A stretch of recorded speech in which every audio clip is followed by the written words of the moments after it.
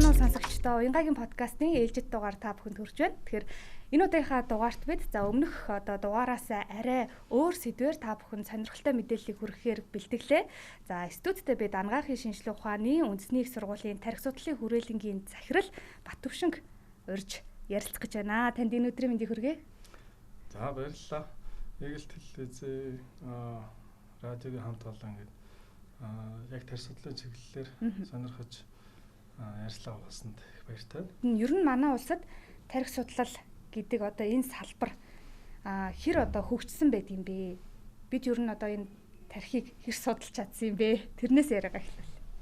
За.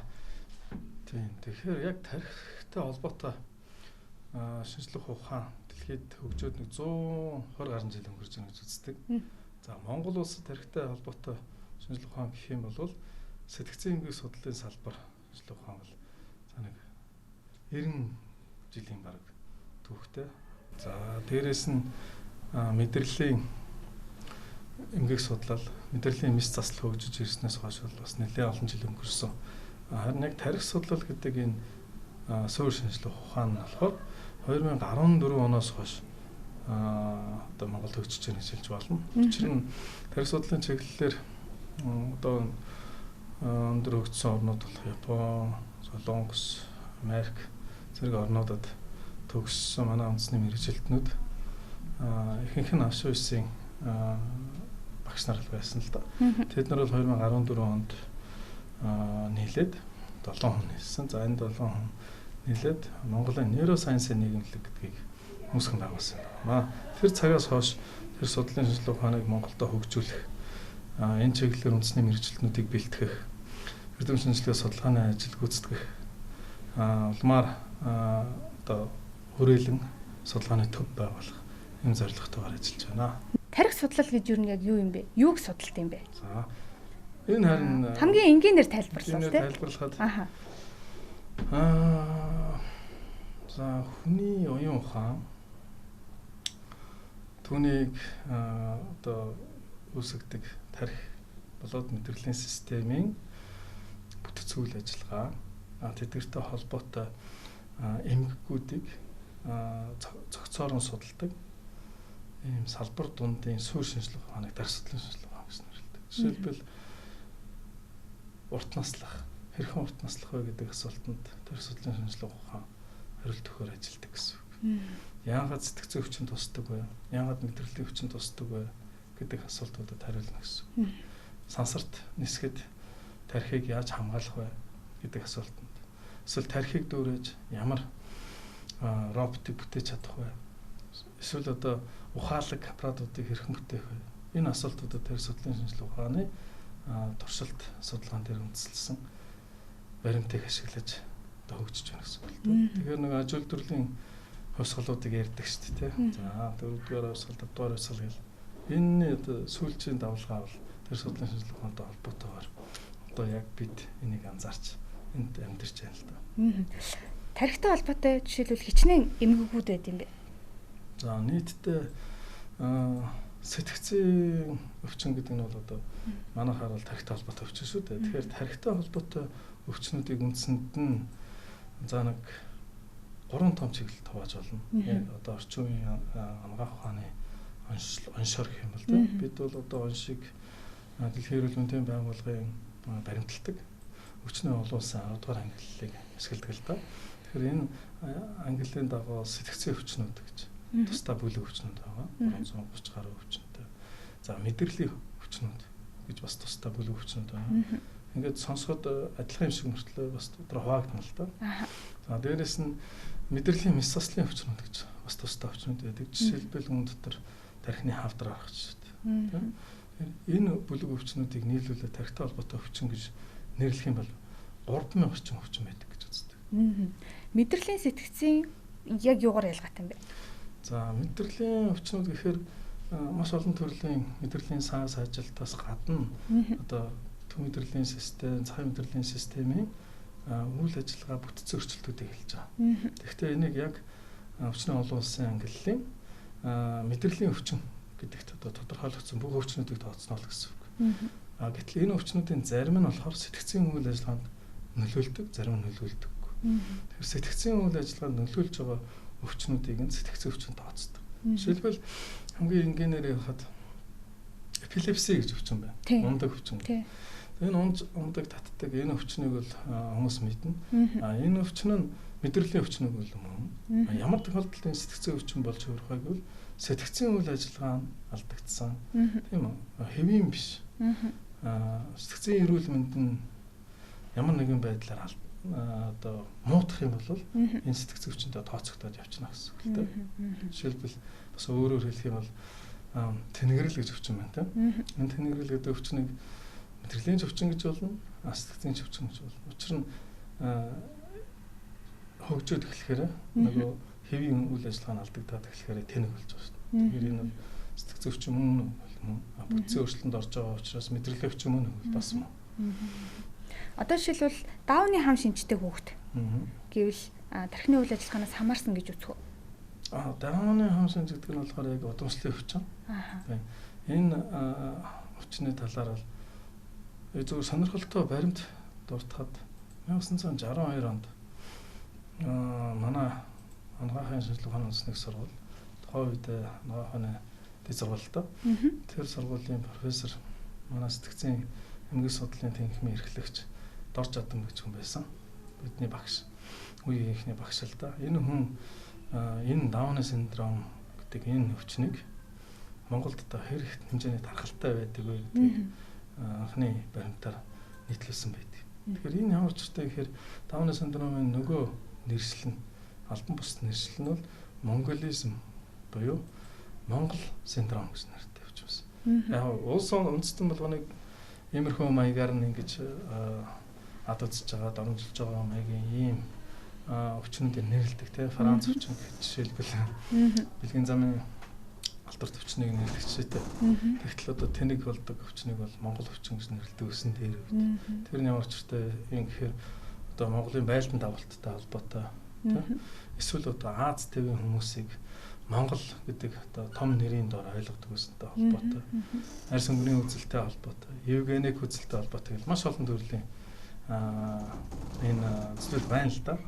Яг Дауны синдром нь өөрөө болохоор удамшлын өвчин учраас тэр нь төв мэдрэлийн системийн хэвийн хөгжлөлийг одоо бүр үр хөврөлийн үеэс нь эхлээд өөрчилдөг гэсэн үг. Тэгээд одоо хэвийн хөгжих байсан хүн нь одоо ураг нь эмгэгтэй болно. Тэгээд төрөлхөө учраас эргэж хэвийн болохгүй. Тэгээд тэр нь юу вэ гэхээр одоо оюуны хомсдол байгаа юм л да. Хэрвээ хүн төрөлхийн тэнэг төрөх юм бол энийг оюуны хомсдол гэж байна. Явцдаа одоо жишээ нь 20 наснда гэрэл аваад тэнэг болчихсон нэг тэнэглэл гэж нэрлэж байгаа л. Тэгэхээр Дауны синдромтой хүмүүс бол төрөлхийн оюуны хомсдолтой хүмүүс л дээ. Тэгэхээр одоо энэ бол сэтгцийн өвчин мөн гэсэн үг л дээ. Энийг асуудаг нь өмнө орсон подкастаар Дауны синдромтой хүүхэд 8 настай нэг ээж орсон байхгүй юу. Тэгээд нөгөө нэг хамгийн анх хүүхдэд төрөхт нь даунтай гэж мдээгүй. Тэгээ нөгөө эмчин сайн тайлбарлаж өгөөгүй. Тэгээ дараа нь тайлбарлахтаа болохоор нөгөө удамшлын шинжтэйгээ тайлбарлсан. Тэгсэн чинь одоо нөгөө нэг нөхөр нь манай удамд ийм хүн байхгүй. Тэгэхээр танахт одоо ийм удамтай байна гэж одоо нөгөө ихнэрээ буруутгаад тэгээ салаа явцсан. Тэгээ яг ийм одоо жишээлбэл амьдрал ийм кейс бол айгүй олон байд юм байлээ гэд ярьжсэн байхгүй юу. Тэгэхээр тэр үнэхээр одоо жишээлбэл удамтай холбоотой юм уу? Тухайн аав ээж нь хоёлаа ямар нэгэн байдлаар одоо эрүүл хүмүүс тэгээд ингээд ийм хүүхэд төрсөн гэд ингээд нэг яриа өрнүүлж ирсэн. Тэгээд тэрнээс улбаалаад нэрээ яд юм болоо гэж бодоод сая асуулаа л да. Тэгээ энэ хэцүүлдэ зөвхөн Дауны синдромтой хүүхэд гэлтгүү сэтгцэн өвчтэй хүмүүсийг ингэж ад шоу үзэж нийгэмд ялгуурлан гадуурхана гэдэг бол төвчсөхгүй. Энэ бол одоо хүнлэг нийгэм байж осгүй асуудал л да. Тэгэхээр энийг бол олон нийтэд тийм ард түмэнд бол ойлголтыг бол байнга өгч явах хэрэгтэй. Одоо сүүлийн үед төрийн бас байгууллагууд нэлээд гарч ирлээ. Тэрний өмнө бол эмч нар, багш нар бол энийг сайн олон нийтэд ойлголдог байсан баг. Гэхдээ мэдээж хангалтгүй байсан учраас л саяны ийм хамсалтай ийм үйл явдал болсон байна тийм. Дауны синдромыг дээр ярьсан шүү дээ. Дорж Адам багш судалсан. Багш судлаад за тэр яриад байгаа өвчин чинь тэнэг гэдэг овчин чинь Монголд бол бага байт юм байна гэдэг нь баталсан байхгүй. 13 дахин бага. Тэр тэгтэл энэ өвчний шалтгаан тодорхойгүй. Нэгсэнд яагаад ингэж Дауны синдромтой хүүхд төрж ийн гэдэг нь бол тодорхойгүй л дээ. Зөвхөн нас ахих тусам хүний бүх хэсгийн ялангуяа өөдлөс үдийн нөхөн төлжилт багасдаг. Тэгэхээр энэ нөхөн төлжилт багасдагтай холбоотой олон төрлийн өвчнүүд хүний бид одоо хинж тэр хөгшрөн үхэн тэр тодорхой. Энэ бол байгалийн процесс. Хэдий ч хөгшрөн төдий ч гарч байгаа одоо үр удам энэ олон төрлийн удамшлын эмгэгтэй төрөх магадлал их байдаг. Тийм л нэг одоо зүйл байна уу гэхээс биш өөрөөр бол Дауны синдромтой хүнээс Дауны синдромтой хүн гарна гэсэн юм бол байхгүй л дээ. Тэгэхдээ энийг бол одоо эрт онцлох боломж байгаа. Тэгэхээр энэ эрт онцлогыг бол манай эрүүл мэндийн тусламж үйлчилгээний бүх шатн дээр хийгдэж байгаа. Хяналттай явагддаг. Тийм. Энэ 3 сард нь 5 сард нь тийм оройтойг ургийн үе эхлэегүй байхад бол энийг зогсоох ийм боломжтой болсон. Тэрнээс гадна илүү нарийн шинжилгээнүүдийг авах боломжтой. Хромосомыг тоолоод утсан ч бол хромосомын тоо одоо тийм трисоми гэдэг өөр болдог учраас 21 дугаар хромосом гурвалдаг. Хоёр хастай юм тийм. Тэгэхээр энэ их одоо бол их амархан. Дээр үед тэгээд бид нарыг одоо Монгол бол энийг мэддэг байсан юм. Сүүлийн үед л их сүрхий мэддэг боллоо тийм. Тэрнээс биш арьс өнгөний үзэл Европт, Америкт газар ер нь байгаа шүү дээ. Их үү байгуулагддаг болохоос жишээлбэл ингээл намайг 1998 онд 1-р курст би ангаахаар Герман сурч илээ л да. Тэгэхэд биологи хичээл ороод тэгэл 21-р хромосом горвол авч хаан шинж авч. Одоо энэ Дауны синдром айлж байгаа. Энийг дээр үдэхдээ Монгол гэдэг байсан юм. Монгол синдром гэдэг байсан гэж хэлсэн чинь тэр би ганцаараа л Монгол шүү дээ. Бүгд над руу ороод. Тэгснэ нөгөө зураг руу ч хараад. Энэ нөгөө энэ давхраатай холбоотой эпикантус зөөх гэж байдаг. Ихэнх зүүн хойд Аз тэр чигтээ. За төв Аз ихэнх юм уу. Яг бидний шиг давхраагүй нүдтэй давхраа нь гарч ирэхээр гадна талын давхрааныхаа дотор байдаг. Анзаарах юм бол Европ эсвэл одоо Африк гаралтай хүмүүс бол давхраа нь дээр байдаг. Тэгээ одоо сармагч ч юм уу дээр л дээ. Ихэнх хүн дүрс бичүүд дээр. Гэтэл хүн дүрс бичүүд дээрээ байж идэг. Европод дээрээ давхраатай. Африкууд дээрээ давхраатай. Монголчууд нь өөр идэг. Тэгээ энэ их муухай. Хүн чи өөрийгөө л хөөрхөн гэж боддог. Хинч өөрөөсөө өөр хүнийг муухай гэж боддог учраас ямар муухай юм бэ гэсэн л ахaltaа. Тэгээ монголчуудыг бүдүүлэг зэрлэг дайсныгаа өршөөдөггүй барьдаггүй. Ер нь одоо юу ч хэдий хар юм манайхаар хар PR юм да. Тэр үеэс хойш тэндэл байсан. Тийм учраас тэгэл 20 дугаар 100 одоо 21 дугаар 100-д л саяхнаас л энэ нэршлиг хасгаж шít те. Тэгтэл энэ нэршилтэй холбоотой саяхан нэг мэдээ явж исэн те. Тэр нэршлиг хасгаж байгаа ч гэлөө нэг тийм мэдээ. Тэгэл намайг Монгол гээл баахан нээлтэл өнгөрцгөөсөн. Гэхдээ яг би тэгэл хичээсэн л те тэр хичээл дээр. Биологи хичээл дээр. Тэгтэл ингээл тэнд ингэж байгаа. Тэнд бол одоо арай өөр болцсон бас. Харьцангуй соёл иргэн шатсан орооны нийгэм гэдэг бол бас харьцангуй өөр. Тэр хүмүүсийн эрх ашигыг маш их хамгаалахыг хичээдэг л дээ. Яагаад тэгэхээр ингээл дээр үед бол яг л манах шиг байсан бүгд. Зээ ядалтал. Нөгөө хүүхдүүдээ нуугаад л нөгөө эцэгчүүд юм бол айгууц сал царналт өндөртэй. Тэгэл жирийн сургуульд оруулж болдгоо гэл те. Одоо бол яг тэр төвшөнд тохирсон тийм сургууль байгаа. Тэгээ манай Монголд бол одоо яг энэ тусгай мэргэжлийн тусгай дунд боловсролыг бол өндөр сайн өгч ирсэн. Социалистийн юмд. Одоо нэг хэсэг муудсан одоо гайгүй болж байгаа сурагтай юм билэ. Тэгэхээр яг Дауны синдромтой хүүхдүүд дотроо энэ хамслаараа 2-3 зэрэгтэй л дээ. Зарим нь сургуульд ямар ч сурах боломжгүй. Тэгээ одоо сэтгцийн нас нь дөнгөж 2 настай хүүхдийн дайнд ингэ үлдчихдэг бол зарим нь бас харьцангуй гайгүй нэг 10 нас хүртэл хүний хэмжээнд сэтгэж бодож чаддаг үлддэг л дээ.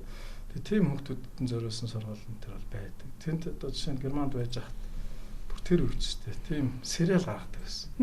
Дауны синдромтой хүүхдүүдийн амьдралаар. Тэгэл одоо тийм хүүхд нэг яаштай нөгөө ямар Английн нэг дуучин юм ихтэй. Тэр бас Дауны синдромтой хүртэл амар мундаг дуулсан шүү дээ. Санаж байна уу? Нэр нь орч. Тэр бас их алдарсан шүү дээ. Манайд яг яаж хүлээж авч ийм гэхээр арай өөр юм те.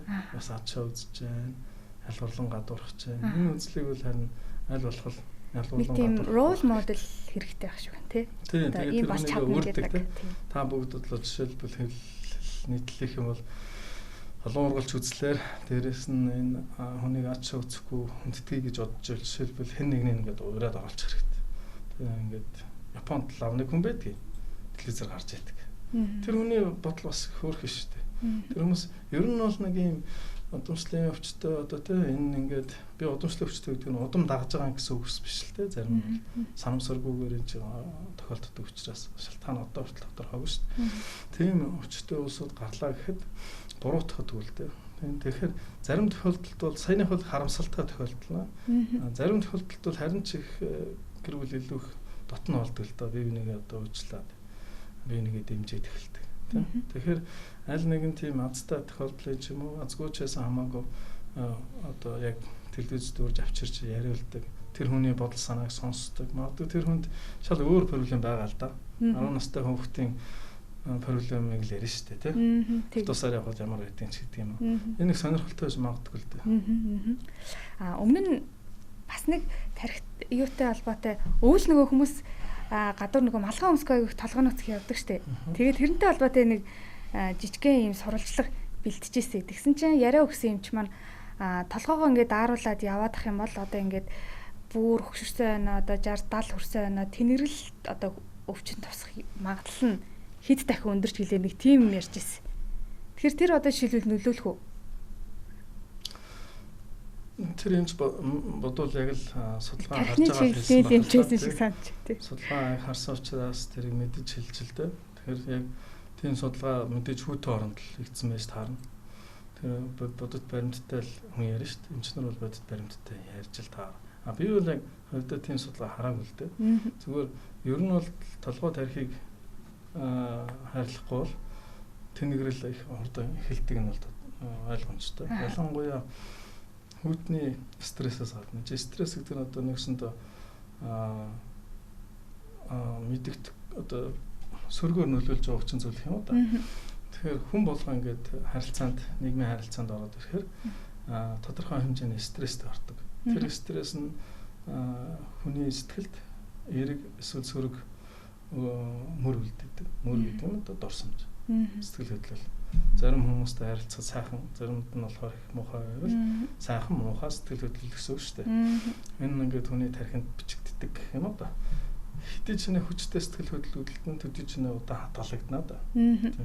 Тэгэхээр за одоо нөгөө талаасаа бодож үзье. Хэдий ч нэ холон хүнтэй харилцсан. Эсвэл одоо амьдралын орчноо өөрчлөн төдий ч нэ их стресстэй болно да. Тэр нь сайн муу байх нь хамаагүй. За ингээд ирэхээр муу байх тусмаа тэр амьдралын богиносдог. Тэр бол их тодорхой. Яаж гэхээр хоёр төрлөөр. Нэг нь бол сэтгцийн талын шинж тэмдгүүд илрээд эхэлж байгаа. Нойргүй болол. Тэ уур цартаа болол. Эсвэл одоо сэтгэлээр унаал. Ингээд хөдөлмөрийн чадвар нь алдагдаад эхэлнэ. Тэгээ нийгмийн харилцаанаас одоо хойш одоо багасна. Зэргээр ингээд эхлэхээр орлого нь багасаад тэгээ амьдрал нь хэцүү болоод тэгээ явсараа группт ороод тэгээ энэ амьдрал ер нь их нэлээд баргаруулах надад. Тийм нөгөө талаасаа гэвэл энэ нь биеийн өвчнөөр бас илэрнэ. Энэ стресстэй холбоотой үүсдэг олон төрлийн өвчнүүд байна гэж үздэг. Зарим тохиолдолд бол энэ өвчний суурин дээр одоо бас нэрэмдэг. Тийм учраас стресс бол удаан хугацаанд одоо үргэлжлээд эхлэх юм бол муу. Тэгээд ингээд эхлэх юм бол бүх одоо жил одоо хэцүү болно. Эсвэл одоо хавдар тусах эрсдэл ихсдэг тийм. Эсвэл одоо осолд өртөх эрсдэл ихсээд эхэлж байгаа. Тэгэхээр бүх зүйлийг энэ стресстэй холбоо тайлбарлаж бас болно л доо. Хүн аль одоо бага стресс багтай амьдрах юм бол аз жаргал нь арай илүү байна. Амьдралын чанар нь сайн байна гэх мэтэр. Тэр өдөр тутамдаа авж байгаа стресс тархины үйл ажиллагаанд эерэг юм уу сөргөөр нөлөөлнө гэж ойлгох нь. Тэгэхээр одоо нөгөө асуултаа яг ингээд эргээд бодох юм бол мэдээж хүүтэнд явна гэдэг бол өвдөлт үүсгэнэ дээ. Тэгэхээр өвдөлт бол хүчтэй стрессүүдийн нэг л дээ. Яг бие махбодод үүсчээд. Тэгэхээр энэ өвдөлт нь бол бие махбодод болохгүй байна гэдэг дохиог тархинд авчиж чинь л гэсэн үг. Тэр тархин тэрийг боловсруулад энэ бол боловсруулахад бол ухамсар тухайн орохгүйгээр өвдөлтийг үүсгэж гэсэн үг л дээ. Тэгэхээр ямар ч амьтан өөрийгөө хамгаалах юм рефлекстэй байдаг. Энэ бол амьд амьтны шинжилтэй. Нэг өстэй байсан ч тэр халуун хүйтэн хоёр орчин байлаа гэхэд хитрхийн халуун л очихгүй. Хитрхийн хүйтэн л очихгүй. Ганцхан өстэй амьтан ш. Тэгтлээ байхгүй. Тийм биз? Тэгэхээр тэр нэг өстэй бүдүүлэг амьтан хамгийн тохиромжтой температурынхаа орчинд очиж чинь. Тэгээд тааралдаж байгаа өөртөө одоо тааралдаж байгаа амьтан өөрөөс нь жижиг идчих болохоор л идчих. Өөрөөс нь том идчмээр байл зогтчих. Тэгэхээр энэ бол амьд үлдэхин төлөөх энэ байгалийн хууль те. Яг тэрнтэй адилхан хүүтэнд их одоо өвдөлт мэдрээд байвал мэдээж хэрэг энийг бол бид өөрсдөө ухамсараараа мэдэхгүй ч гэсэн цаанаа яадаг нөхөр энэ боловсруулалт нь бол стресс үүсэж байгаа гэдгийг л хэлээд байна гэсэн. Тэгэхээр хүүтэн ч нөлөөлнө, хүмүүсийн харилцаа ч нөлөөлнө. Олон төрлийн юм л хүний амьдралыг хэр удаа наслах уу, хязээ тэнэгрэлт хүрэх үү гэдэгт нөлөөлдөг тийм. Тэр хурдтай тэнэгрэхийг бол одоо юу гэдэг нь жирийн хүн бол ингээд биологийн өвчлөөр тэнэгрээд өгдөг. За. Тийм үү? Хэрвээ тэнэгрэхгүй байвал тэр хүн амьд байгаа л 120 наснаас нь чадна. Хамгийн гол нь 120 наслах хүртэл нөгөө бусад эргэтэн тогтолцоонууд нь доолчихгүй бол тийм зүрхэн зогсчихгүй бол илгэн одоо муудчихгүй бөөр муудчихгүй амьд яваал байна гэсэн үг. Тэгэхээр явсаар аваад хүний биологийн одоо өхлийг юу гэж тооцдог вэ гэхээр тархи зогсохыг л хэлж байгаа юм л да. Тархины үйл ажиллагаа. Тэр нь бол одоо байгалийнхаа хуулиар бол тэр нэг болоод босч. Тэгэхээр энэ процессыг яаж зогсоох вэ гэдэг бол удаашруулах маш олон эрдэмтэд энэ талаар судалгаа хийдэг. Ялангуяа бүхэл алдартай эрдэмтэд ямар ч чиглэл юм бэ. Тэгэл патент гарах төхөөд ирэхээр тэр талаар судлаад эхэлж байгаа. Тэгээд жишээ нь 2010 оныхоо 10 оны Нобелийн шагналт ангаах ухаан физиологийн салбарын Эрик Кандел гэж хүн байдаг л да. Энэ бол тархи судлаач. Тэр судлалын чиглэлээр бичсэн сурах бичгэн номер 1 бид тооцогддог ширээний ном. Надад ч байгаа жишээ. Тэр хүнтэй би Америкийн Нью-Жерсигийн Раткерсийг сургуульд нэг удаа лекц уншсан. Би яг тэр үетэнд ажиллаж таарсан л да. Тэгээ тэн дээр Эрик Кандел ирж ийн гэл. Тэнгүүд л бүгдээрээ нүдэж очиод үзэх. Нэг лекцэн сонсох гэсэн шин. Тэгэхээр тэр хүний лекцийн гол ерөөсөө л сэдв нь хэрхэн хөгшрөхгүй удаан амьдрах вэ гэдэг сэдв байсан. Гэтэл уг нь бол судалгааны салбарын шал өөр. Ой тогтоолтыг сонирхдаг хүмүүс шүү дээ. Ой тогтоолтын механизмыг нээсэн байхгүй. Тэгэхээр тархины аль хэсэг дээр ой тогтоолт явагддаг. Тэр нь одоо богино хугацааны ой тогтоолтод ямар эсүүд нь оролцдог, урт хугацааны ой тогтоолтод ямар эсүүд нь оролцдог, яаж бүтцэн өөрчлөгддөг юм, яаж хоорондоо холбогддог юм. Тэрийг одоо туршилтаар баталсан л гэсэн. Тэгэхээр тэр хүн хэлэхдээ тэгсэн шүү. За би бол хоёр юм мэдлээ. Нэгдүгürt бол биеийн эрүүл мэнд, хоёрдугаар сэтгцийн эрүүл мэнд чухал юм байна. Гэхдээ энэ хоёрын магадгүй сэтгцийн илүү чухал. Тэхийн тулд яах вэ гэхээр өөртөө тааламжтай харилцааг олон нийттэй байнга одоо хэвийн доктортой хадгалах хэрэгтэй. Жишээлбэл би та нартай ингээл лекц уншаад сууж байгаа шүү дээ. Хоёр дахь нь бол тэр хүн дэж хэлсэн бие эрүүл мэндэд бол яс их нөлөөтэй юм байна. Тийм яс ингээд сэрэгч хөвчөнгөж байдаг шүү дээ. Хөгсрөх тусам ингээ хүм жижигэрдэг тийм анзаарсан. Ингээд л жижигэрэл бүгдийг бол ингээд майжиг зажиг болоо. Тэгээд тэр чин цагтаа бол цаахан л хүн байсан гэдэг тийм. Тэгэхэд одоо тэгээд жижигхэн нь бол тодорхой. Энэ юу толботой юм гэхээр дасгал хөдөлгөөн бага хийдэгтэй холбоотой юм байна. Дасгал хөдөлгөөн бага хийгээд байхаар энэ ясны чанар мууддаг. Нэгсэндээ ясанд байдаг элементүүд багасаад эхэлж байгаа. Хоол хичээлээр авлаач гэсэн тэрийг ингээд хэрэглэхгүй байгаа гэвэл тэр чинь байгаад ах шаардлагагүй. Виз гараа авчдаг. Яг тэрнтэй адилхан тархийг хэрэглэхгүй л байгаа гэвэл тэр эсүүд нүхэд идэг. Тэрнтэй адилхан ясаа сайн чирэг байлгаа гэж хэлсэн шүү. Тэгээд тэр нь гормонтой холбоотой юм билээ л дээ. Яс эрүүл байгаад яс одоо сайтай байх юм бол тэр нөгөө гормон гаргадаг. Тэр остеопатийн ч гэдэг л үү. Тэр остеопатийн яснаас тархинд нөлөөлдөг гормон гэсэн. Тархины эсийн эдисүүдийн нөхөн төлжилтийг сайн байлгадаг. Тэгээ би тэрийг бодож байгаа л тийм үү тэг одоо хүмүүс зөндөө асуусан. Би ч асууж амжаагүй. Тэгсэн чинь нэг эмэгтэй гэсэн. Тийм үү тэг одоо энэ дээр чи ямар дасгалууд нь илүү зүгээр боди билдинг хийх юм уу гэсэн. Тэгсэн чинь боди биш бид нэр ингээ сайн судалсан. Боди ингээ хийх бол яг муу биш. Сайн. Тэгэхдээ хит их өсөө гэж болохгүй. Гүйлт бол хамгийн сайн. Алхалт гүйлт бол хамгийн сайн. Харин усан цэлэлт бол хөлөө багтаа гэж байгаа. Яагаад? Тэгээд бол ясанд ачаал байна. Тийм. Тэр чинь ингээд босоогоороо явах их чухал. Босоогоороо явж чаддаг болсноор тархины энэ юу бүтц томорх одоо гол хүчин зүйл болсон гэж үздэг шүү дээ. Хүний энэ эволюци явцад тэрнтэй адилхан босоогоороо явах хамгийн чухал гэж. Тэгэхээр энэ даралт өх. Тэгэхээр донхуу бол баг. Ясанд даралт өгнө. Гүйлт бас сайн. Гүүх алхах ер нь хамгийн сайн. Хамгийн сайн гэж хэлчихлээ. Тэгсэн би дараа нь юун дээр тэгээд яа манай монголчууд ч нэг нүүдэлчээд. Тийм үү? Одоо л нийгэм өөрчлөгдөд байгаа болохоос ш. Тэрхэн үед бол монголчуудын амьдрал тэр мянган жилийн өмнөхтэйг адилхан байсан байна. Мянга ч юм уу. Мал залаа маллалдаг тий. Тэр нь бол хангалттай бүртээ уураг өгдөг. Сүгэ уучдаг. Тэр махан их сайхан шин тэжилтэй ногоо иддэг. Монголчууд бол их л эрүүл чирэг сайхан амьдарч цаасан баг. Яг хаяа даймаа идэлсэн. Тэр толгоо тэгээд урт наслтай холбоотой гэж байна. Тэр толгоо ямар байх урт наслахыг шийддэг гэж. Тэгэхээр тэрэнд бие махбод нөлөөлдөг гэж. Тэгвэл манай монголчууд хамгийн урт наслах боломжтой улсууд байгаа биз.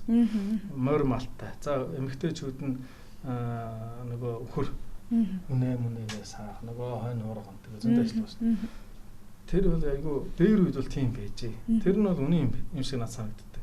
Тэр одоо сая яг энэ ковидос өмнө 19 онд ч дээ. 19 оны 11 сард энтэгт би нэг сургуульд очив. Тэгээд тэнд сургууль нэг настай нэг хөгшөө Гулкарны гэдэг эмзэн профессор бүр энтэг даяараа алтартай. Тэр профессор тэгсэн чинь надтай таалч. Би анх удаа Монгол хүнтэй таалтлаа. Тэгэл битэр жаахан юм ярьсан чинь танаахан 100 насалтай хэвээр юу гэсэн. Тэр чинь сонио асуулт үсттэй. Монголчууд 100 насалтай. Одоо яг манай монголчууд дундаж насалтыг бага штэ. Тэнгүүт нь үгүй манай дундаж наслалт одоо дөнгөж 70 хүрэх гэж байна. Эмэгтэйчүүд нэг 75 та, эрэгтэйчүүд нэг сайнтал нэг 66 л байгаа да. Гэсэн чинь тийм үү намайг баг байхад Монгол гэж маш сайхан байгальтай хүмүүсний хэрүүл чирэг бүгд л одоо 100 насалдаг ийм л улс байдаг гэж ярьдаг байсан шүү дээ.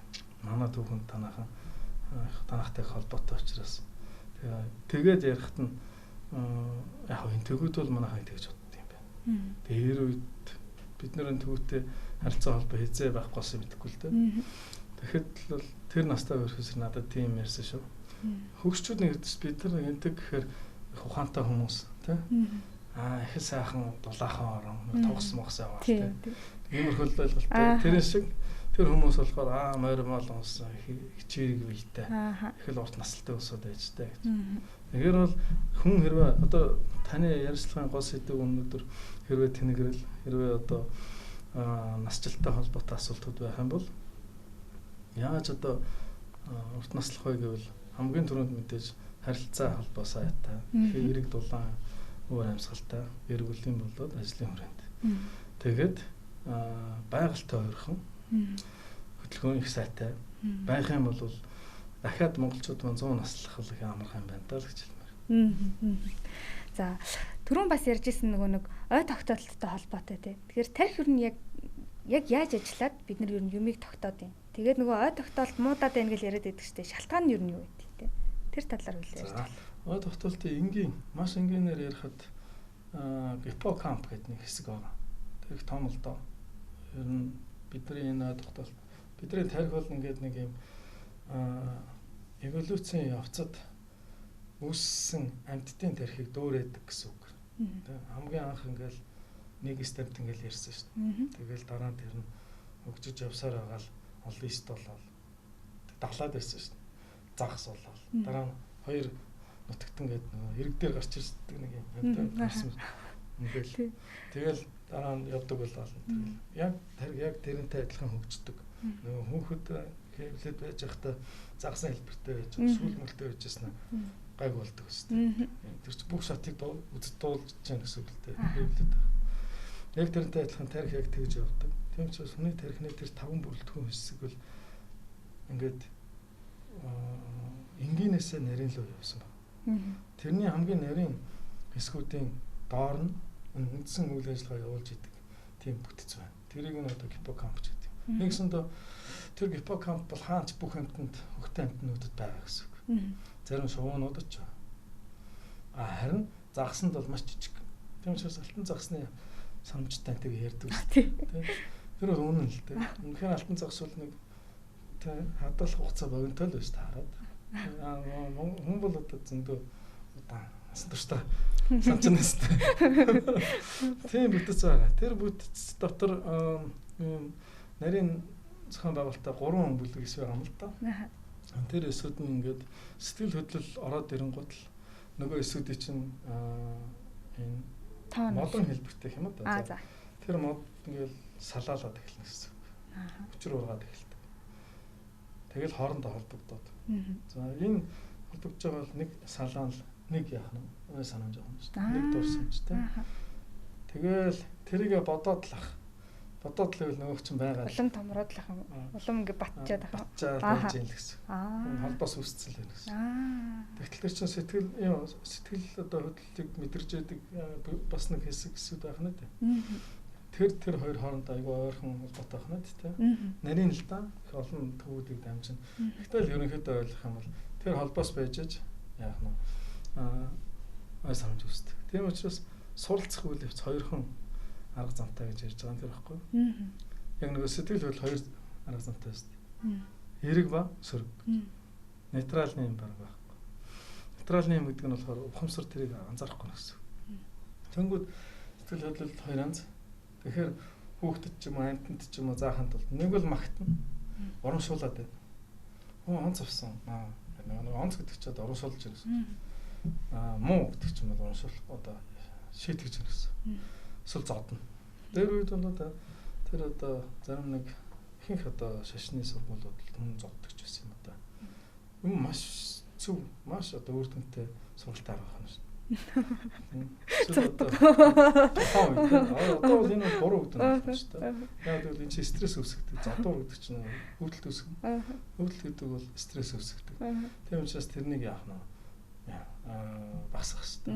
Одоо бол дандаа сургууль хүмүүжил гаргавал эрэг хүмүүжлийн арга гэж яриад байгаа. Урамшууллаа гэж. Одоо нохоогч гэсэн нэг команд сургахын тулд урамшуулдаг шин. Зодчул тэр чи юу эргээд харилцахгүй шин. Тэр нохоо чинь тийм. Яг тэрнтэй адилхан. Хөөгтөгч гэсэн яг тэгсэн. Баян урамшуулж.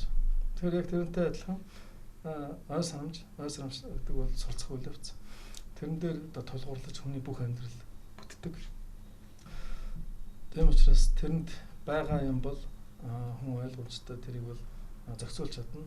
Ой санамжт байхгүй зүйл бол тэр хүнд стресс болдог. Тэр стрессний эрг сөргөөс шалтгаална. Тэгэхээр ой санамж муудлаа гэдэг бол хэрвээ органик өөрчлөлт буюу тархин одоо гэмтэл авчаагүй бол тийм үү? Одоо өөр одоо юу гэдэг лээ. За тийм гэмтэл аваагүй бол их нас өндөр болчоогүй бол энэний нөгөө шалтгаан гол шалтгаан юм бол стресс. Тэр стресс бол ганцхан удаагийнх биш. Олон жил сараар ч юм үргэлжилсэн хүчтэй янз янзын байдлаас шалтгаалсан сэтгэл зүйн юу байх нь зөвөр шаналгаа авах нь. Энэ нь хүний хэвийн ажиллах тэр ой санамжуудыг одоо хаадаг гэсэн. Нөгөөсөнд нөгөө энгийн холбоосуудыг яах нь дээр нь амар хүчтэй том холбоос орж ирээ. Хүний бодол санааг байнгын тэрнгээрээ одоо дүүргэнэ гэсэн үг байна шүү. Тэгээд нэгсэндээ хүний тарих бол хязгаарч амардаг. Өгчиж л амардаг. Яг тэгвэл унтчих үед ч ажиллаж л байдаг. Эрүүл бид нар ингээд сэрүүн байхад хүний тарих мөн ажиллаж байна. Анхаарал төвлөрсөн үед бол тэрэндээ ухамсар анхаарлаа төвлөрлөө ажиллана. Бусад үед бол бодол байж л гэсэн. Тэр бодол байнгын явж идэг. Энэ бодол юунаас илүү хамгийн гол нь их үсэр авдаг юм гэхээр нөгөө ой санамжнаас. Тэр ой санамжны дотроос нөгөө хамгийн их хүчтэй мөр үлдээсэн, одоо сэтгэл хөдлөл үлдээсэн тэр дурсамжуудыг л бодож идэг байхгүй. Тийм учраас тийм дурсамж ихтэй байвал одоо нэгсэнтэй сөрөг сэтгэл хөдлөл ихтэй стрессдэх орцсон байвал мартаж санах асуудал наацах юм тийм. Тэгээд дараах нь ярьсан шүү дээ. Сэтгцийн өвчин болж болно, биеийн өвчин болж болно, осол гэвэл нөгөөхөө бодож явж байгаад анхааралгүй лан гэрлээр гардаг ч юм уу. Залгуу тохиолдол гэл. Ийм л айл байгаа та. Манай улсад тэгвэл одоо жишээлбэл яг энэ нөгөө нэг ой санамж муутгаас эхлүүлээд ингээд хүндрээд нөгөө нэг одоо эзэлж байгаа тодорхой хэмжээний нэг өвчлөл гэх юм бол яг юу байна вэ төлөв? Энэ харин одоо яг бидний хийж байгаа судалгаатай холбоотой. Тэр судлалын хүрээлэн яг Монгол улсад яг наадах асуултанд хариулт өгөхин тулд түрүү жилээс эхлээд ийм хүн амт суурилсан ийм суурь судалгаа эхлүүлсэн юм л да. Тэгэхээр энэ дээрс нөгөө нэг тархитай холбоотой нөгөө бүлэг өвчнүүд чинь хэрэг байна гэдгийг мэдхийн тулд бид нар энгийн хүмүүсийн дунд санам сүргүүгээр яг одоо уулзаад үзлэг хийгээд тэгээд сэтгцэн өвчин хэрэг байна, өдрөлийн өвчин хэрэг байна гэдэг ингээд судлаа явж байгаа. Бүрэн дүүрэн хариултыг бол 2-3 жилийн дараа л өгнө л дөө.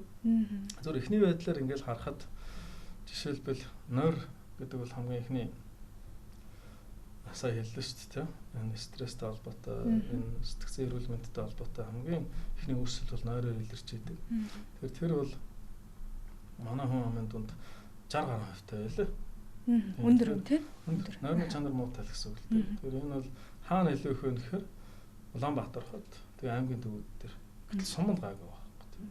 Энэ бол бас бидний нөгөө яриад байсан нэг таамаглаад шүү дээ. Ааста Улаанбаатар стер галгаа. Энэ амар стресстэй нэтэр. Тэр бол өмнө нь л болж та одоо батлагдж байгаа гэсэн үг тийм.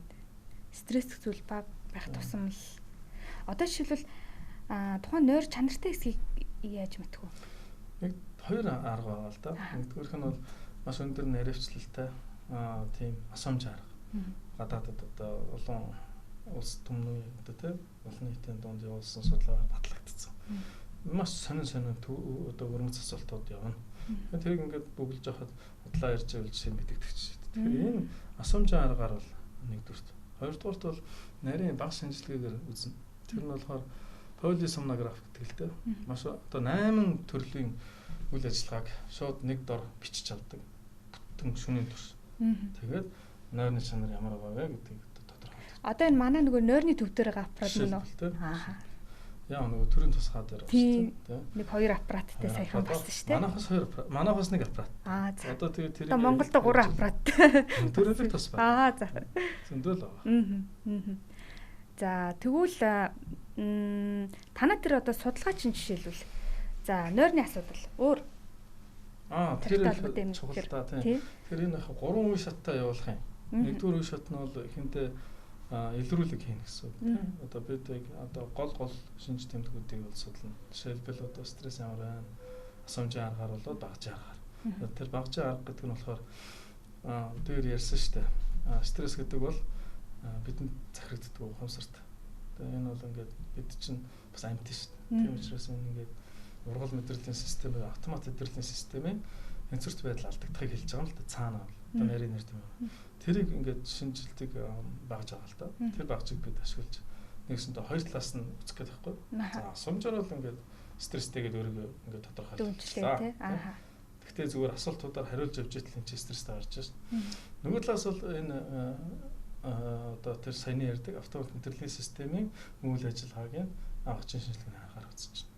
За ингээд стрессийг тодорхойлох бол үндсэн суурь судалгаа байна шүү дээ. Тэрэн дээрээ нэмээд мэдрэлийн өвчнүүдийг, сэтгцийн өвчнүүдийг ямар байна гэдгийг мэргэжлийн эмчнэр багаараа ажиллаад яг онцлон гэсэн.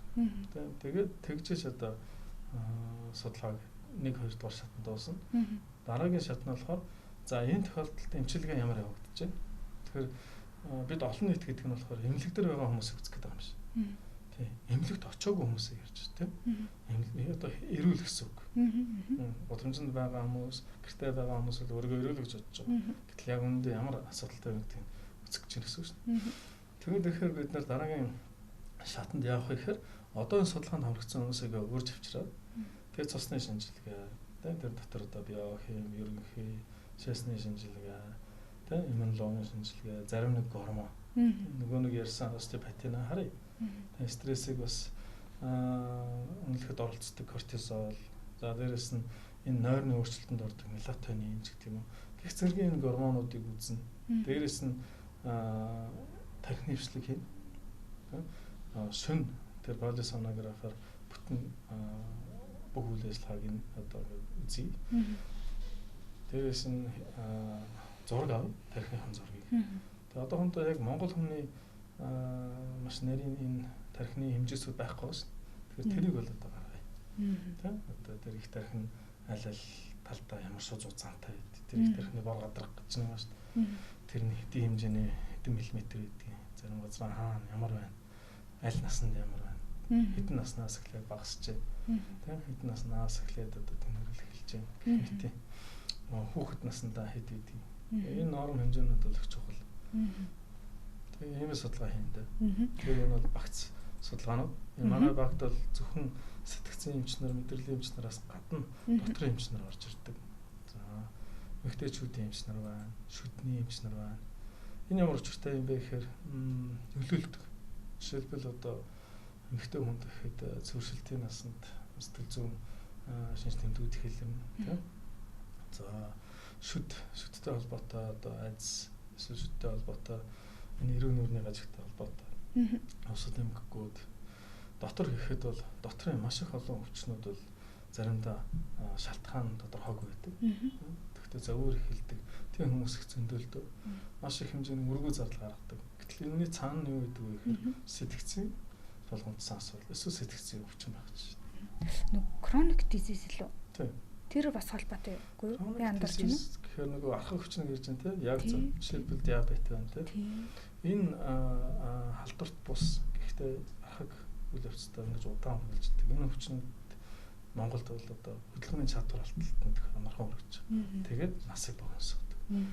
Тийм учраас бид нэр энэ судалгааг хийхдээ зөвхөн сая хэлсэн сэтгц мэдрэлийн тэр том өвчнүүдээс гадна жишээлбэл одоо архитай холбоотой өвчнүүд юм. Эсвэл одоо шизофренигийн солиоролтой холбоотой өвчнүүд юм. Энээс гадна яг саяны хэлдэг диабетийг бас үзэх гэдэг. Яг диабетийн эрсдэлд орох хүмүүс хэрэг байна. Тийм учраас бие махбодын үзэлтүүдийг нарийн хэмжиж байгаа. Дотор шүүрлийн эмчийн баг тустай хамт ажилладаг л доо. Тийм бас л гадаадд төгсөж ирсэн манай хамгийн шилдэг залуу эрдэмтдийн нэг ингээ удирдах ажиллаж байгаа. Тэгээд тэд нар маань болохоор энэ хэмжээсүүдийг үзэж байгаа. Жишээлбэл одоо бүслэгийн тойрог, зүний тойрог, тийм биенжингийн индекс, тэгээд бусад авч болдог бүхэл индексүүдийг үзнэ. Амин үзэлтүүдийг үзнэ. Тэгжээж яг энэ одоо суурь судалгаа гэж нэрлэгдэнэ л доо. Сая нэгэн бодлоо шүдтэй холбоотой гэхээр тэр нь яг юу гэсэн үг вэ? Сая жишээ нь ингээл зөвөр анхны шатны энэ илрүүлэх судалгаагаар харахад хүн амын 82% ямар нэгэн хэмжээгээр юм шүдний гажигтай байна гинэ. Шүдний гажиг тодорхойлдог өчнөл хэмжээс байдаг юм байна. Би бас шүдний хэмжээс учраас сайн мэдэхгүй. Гэхдээ зөвөр энгийнээр ингээ бодоход шүдээ ингээ зоон штэ. Шүдээ заахад дээд шүд, доод шүд хоёр ингээд яг ингэж мөрөхгүй л дээ. Нэг жаахан юм. Тэр нэг юм нормал хэмжээтэй байт юм байна л да. За. Тэр нь ингээ явуучих юм бол шайми. Ингээ явуучих юм бол орсгоо болт юм байна л да. Нөгөө нэг тийм жишээ. Тэгээ энэ шүднүүд ингээ тарсан байдалтай байж болт юм байна. Эсвэл ингээ бөөгнөрдөг. Одоо жишээ нь бөөгнөрсөн шүдтэй бол одоо давхар сая маятай гэдэг. Энэ бол одоо үзэмжинд нөлөөлдөг. Гэтэл заримдаа бол бид юуг бас сонирхоод байна гэхээр энэ нойронд одоо жишээ нь бүдүүн хүзэн нойронд бол муу нөлөөд. За. Таргалалт ихсгээр хөрхрөлт ихсдэг. Хөрхрөлт ихсгээр хүчил төрөгчийн цусан хангамж дарганд очиж байгаа багасдаг. Энэ нь бол хүүхдэд маш муу нөлөөтэй. Танин мэд хүн чадварыг буурдаг. Тэр нөгөө нэг сая хэлсэн ой тогтоолт буурна гэсэн. Яг тэнд очиж байгаа цусны хэмжээ багасаад шин. Шөнийн цагт. Тэр чинь хүн нэг 8 цаг унтлаа гэхэд 24 амьдралынхаа 3/1 дээр муу цустай байгаад гарч иртээ. Тэр зүгээр хүмүүстэй харьцуулбал арай л багаснаа да яаж ч утсан. Тийм учраас жишээ нь Европт хорхиралт за энэ бүдүүн үзөө энэ тархалт энэ эсрэг эмчилгээ хийх хэрэгтэй. Энэ дотор бас саяны хэлдэг тэр 90 нүуний гажгууд орж ирнэ л дээ. Тийм учраас энэ тэрийг эрт хүүхэд насны дээр чинь хүүхдийн тархалт бол оюун ухааны хөгжилд маш муухан шүү дээ. Энийг одоо урьсан сэргийлдэг. За тэр бүр настай хүмүүст бол яа их. Ямар ч байсан хүүхдийг бол эрсдлээс хамгаалах хэрэгтэй.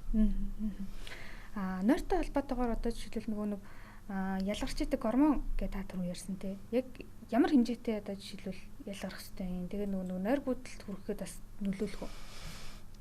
Тэгэхээр яг гормонуудын ихэнх нь энэ биохимнэл гэж байдаг тийм. Биохимнэлтэй холбоотой. Тэгэхээр ингээл өглөө их байж байгаа.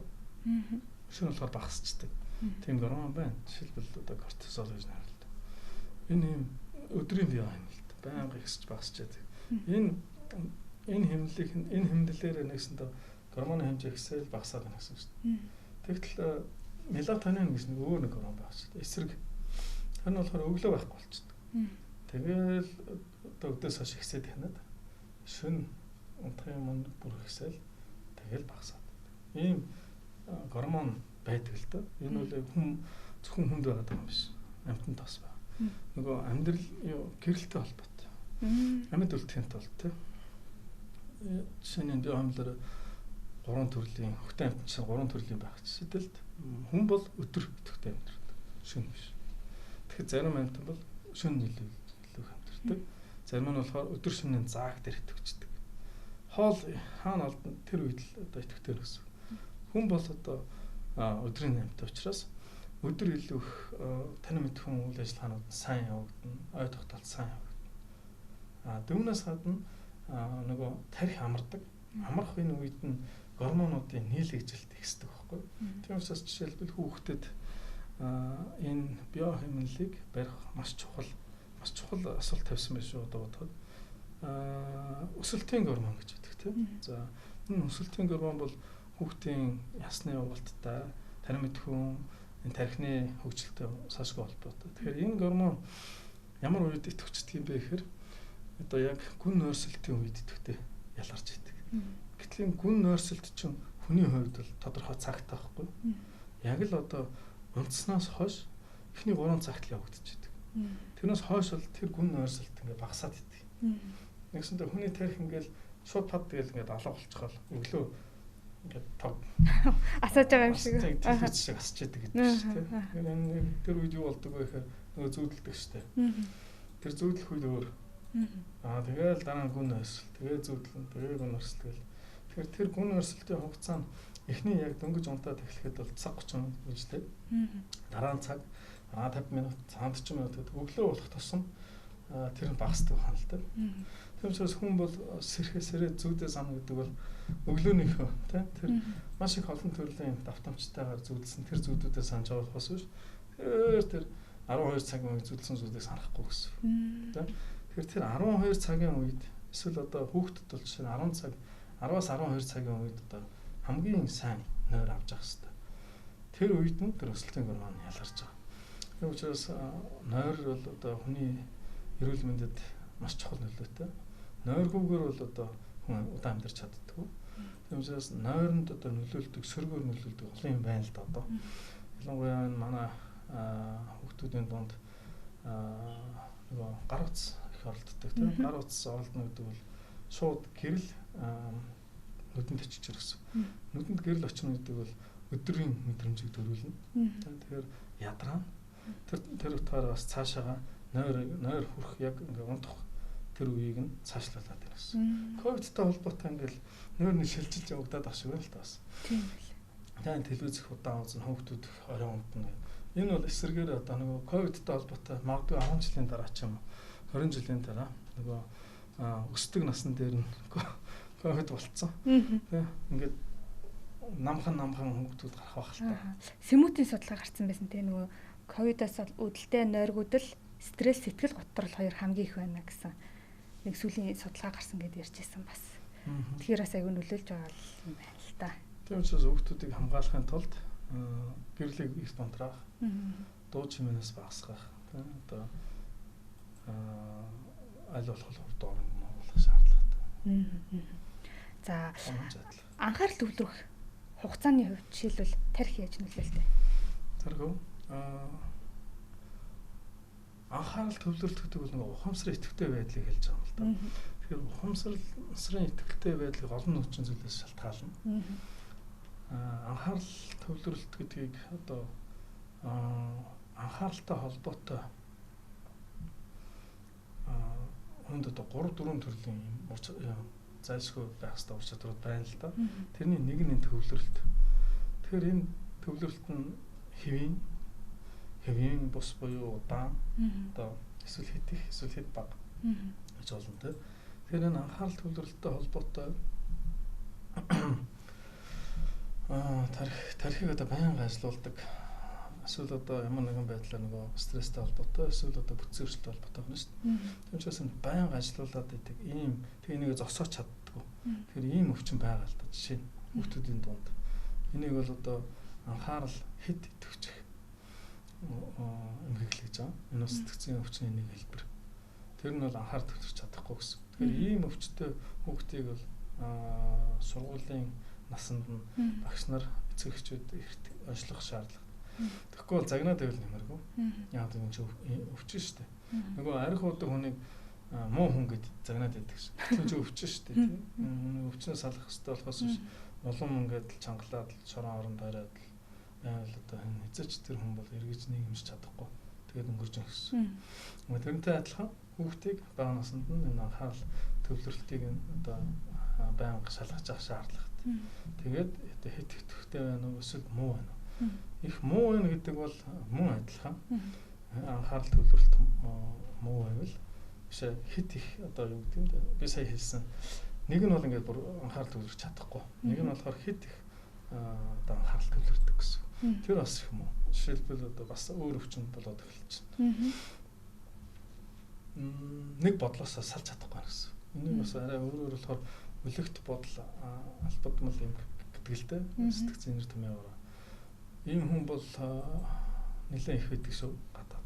Манай Монголд харьцангуй гайгүй. Жишээ нь ингээд зөвхөн нэг жишээ л агаар дээр ингээд нэрээ өвчиж байгаа. Утаагаар. Тэр хэцүү дээ. Тэгэхээр ингээд цэнхэр тэнгэр дээр өөрийнхөө нэрийг өвчигээд оролтол доо. Одоо жишээ нь оянгач гэдэг юм олон ч гэдэг. Тэгэхэд энийг ингээд хээгээс эхлээд бичээд явж итэл энэ хүртэл нөгөөх чи агаар дээр бичих үлдэх нь үлдэхгүй. Энийг ингээд гүйцэтгэл ингээд тэр бодлоос салж чадахгүй гэсэн. Тэгэхээр энэ бол анхаарал хэд төвлөрж байна одоо тийм. Тэгэхээр энэ бас л юм. Тэгэхээр энийг бол юутай холбож үзэх вэ гэхээр дахиад хэлэхэд удамшлын тэгээд одоо тархины гэмтэлтэй холбоотой ийм бүтцийн өөрчлөлттэй холбоотой юм байхгүй бол жишээлбэл одоо архитай холбоотой, ард амьттай холбоотой энэ бол бүтцийн өөрчлөлтөнд шууд оролцдог учраас аюултай тийм. Гэтэл одоо бусад стресс гэх юм бол нөгөө гар утсаар хэтэрхий удаан тоглох. Тийм үү? Жишээ нь хүүхдийн хувьд бол том хүний хувьд ч мөн адилхан шүү дээ. Тийм аль нэгэн хүнтэй одоо айгүй харилцаанд орох ч гэдэг юм уу. Тийм үү? Нийгмийн харилцаа бүтэмжгүй болгох ч гэдэг юм. Энэ тохиолдолд нөгөө стресс чинь бол яаж нөлөөлж ийн гэхээр анхаарлыг сарниулж. Дээр би тайлбарсан. Ойн санамж ингээ хэвэн байх юм бол хэд их юм том анхаарал татсан хүний ингээд анхаарлыг тэр чигт нь ингээд татаж чаддаг тийм хүнд стрессүүд байна л да. Жишээлбэл дайн тулаан эсвэл дотны хүнээ алдах. Жишээ нь дотны хүнээ алдах гэдэг нь одоо эцэг их эсвэл одоо хань хижил эсвэл өр хүүхэд. Энэ бол одоо дайн тулаанд орсонтой адилхан тийм хамгийн хүнд стресс болдог л доо. Зайлшиж чадахгүй стрессүүд. Ийм том хүнд стрессийн үед мэдээж хэрэг зарим тохиолдолд анхаарал бол алдагдана. Тийм тэгэхээр тэрний эсрэг одоо олон арга хэрэглэх хэрэгтэй л дээ. За өнөөдөр бас студид ирээд хэрэгтэй бас үнэхээр одоо бас сонирхолтой ийм мэдээлэл өгсөн танд маш их баярлалаа. Цаг зав гаргасан. Тэгэхээр сонсогчдоо Уянгагийн подкаст энэ түрээд өндөрлж байна. За энэ хүртэл сонсоод өөртөө хөрөнгө оруулсан танд маш их баярлалаа. Подкастын шинэ дугаар Баасан гараг бүрийн 10 цагаас Eagle Radio 91.1-ээр цацагдж байгаа. Мөн Уянгагийн подкаст YouTube сувгаас та бүхэн үзэх боломжтой шүү. Анхаарлаа хандуулсанд баярлалаа.